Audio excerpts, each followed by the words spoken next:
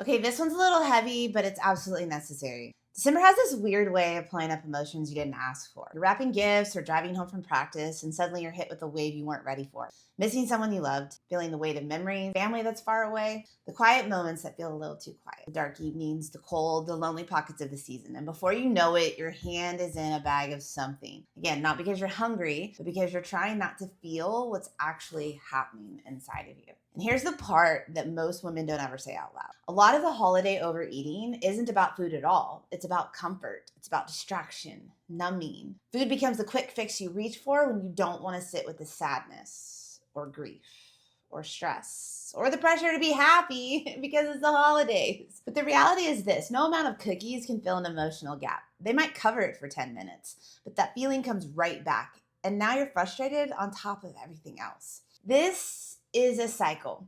A feeling comes up, you don't want to feel it, so you reach for something to soothe it. It works for a moment, and then it makes you feel worse. So you eat again to avoid that feeling. And it's not because you're like weak, it's not because like you don't have any control at all, but it's because you've trained yourself to escape instead of process. But the woman that you want to become, the one you signed up to step into, she does not hide from her emotions. She doesn't avoid them, and she doesn't drown them in sugar or alcohol. She doesn't pretend everything's fine while burying what's real. She feels it.